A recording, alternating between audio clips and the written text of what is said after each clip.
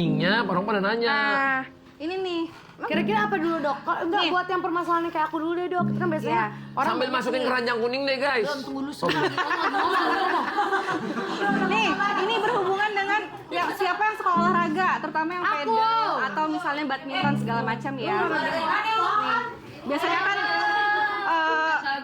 iya, sekarang lagi rame tuh kayak semprot-semprot auto glowing seger-segeran. Nah, aku masukin ada ceramide-nya juga, ada ekstrak-ekstrak. Jadi aku mau ambiarin yang pertama toner. Tonernya sekaligus sebagai face mist glow gitu. Mau Oke, boleh dong. Ini nggak bakal bikin jerawatan ya dok? Enggak, justru ini ada probiotiknya.